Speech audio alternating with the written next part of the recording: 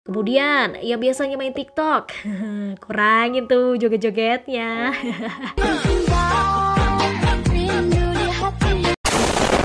Dan juga nih bapak-bapak yang sukanya ngopi di pos ronda sambil ngomongin janda sebelah. Aduh, inget tuh Pak ya, udah punya anak istri. Kalau berani coba deh ngomongin janda sebelah di depan istrinya. Terobos aja lah anjing ah. Atau gak dapat jatah kamu Pak. Oke.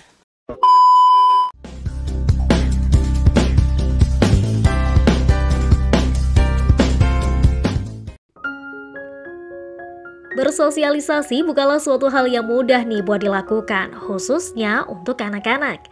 Nah, sebagian dari mereka ini sering banget ngerasa kesulitan saat bertemu orang lain dan juga ketika berada di lingkungan baru. Sulitnya sosialisasi yang dialami anak bisa jadi disebabkan oleh beberapa alasan.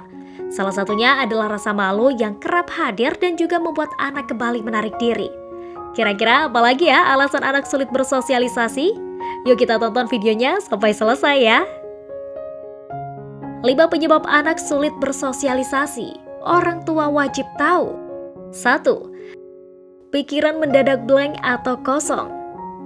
Saat mulai berkenalan dengan orang baru, sebagian anak terkadang kesulitan untuk mengingat, apalagi jika itu adalah kali pertama mereka bertemu. Ketika anak berusaha untuk mengingat informasi yang pernah diterimanya pada kemudian hari, anak mungkin saja akan merasa cemas. Kecemasan tersebutlah yang kerap membuat pikiran anak mendadak kosong dan juga terjadi sebuah keheningan di tengah percakapan. Melansir dari Your Tango, yakinkan anak bahwa bukan suatu masalah untuk diam selama beberapa saat di situasi tersebut. Caroline Maguire MID, penulis dari Your Tango pun menuturkan bahwa orang tua dapat memberitahu anak bahwa anak dapat mengatakan jika ia perlu waktu untuk berpikir. 2. Anak merasa malu. Salah satu hal yang menjadi faktor mengapa anak sulit bersosialisasi adalah rasa malu yang mendominasi.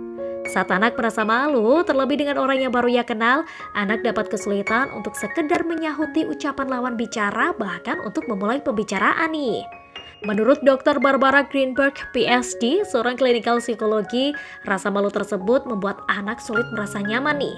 Seperti dilansir US News, berangkat dari hal tersebut, anak mungkin akan memilih untuk mundur dan menghindar dari lingkaran sosial itu.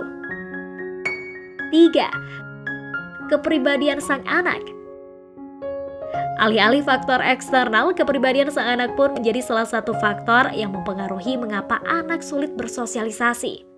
Melansir dari Childmind, Russell Bushman, seorang psikologi spesialis menangani anak-anak yang cemas, mencatat bahwa terdapat perbedaan antara mereka yang pemalu dengan mereka yang memang tertutup dan juga lebih suka menghabiskan waktu sendiri. Anak-anak memiliki batasan sosial dan tingkat kenyamanan berbeda. Seorang anak yang lebih suka waktu tenang atau berada dalam kelompok kecil tidak serta-merta menghindari anak-anak lain, ujar Russell Bushman. 4. Rasa takut yang mendominasi. Berkenalan atau bersosialisasi mungkin terdengar mudah nih, tapi sebenarnya adalah hal yang sulit dilakukan. Terlebih untuk para anak-anak yang memang belum begitu mengerti hal-hal tersebut. Bertemu dengan orang baru seringkali menghadirkan rasa takut pada anak. Rasa takut yang mendominasi membuat anak kesulitan untuk sekedar membuka mulut guna mengenalkan dirinya. 5. Kurang fokus. Untuk sebagian anak, terlalu larut dalam pembicaraan terkadang bisa membuat ia menjadi gak fokus atau justru hanyut dalam pikiran mereka sendiri.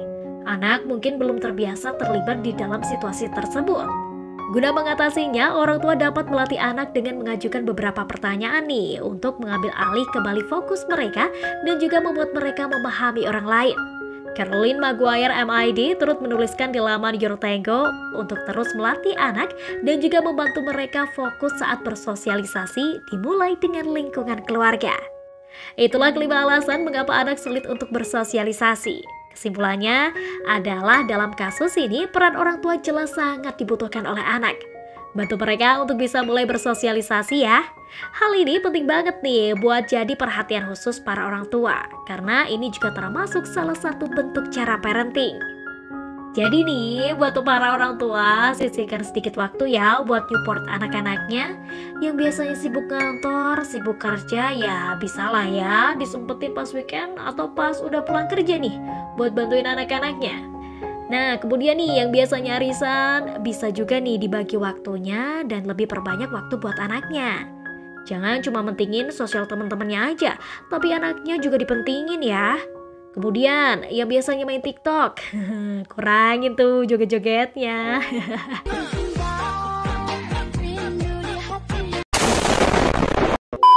Dan juga nih bapak-bapak yang sukanya ngopi di pos ronda sambil ngomongin janda sebelah. Aduh, ingat tuh Pak ya, udah punya anak istri.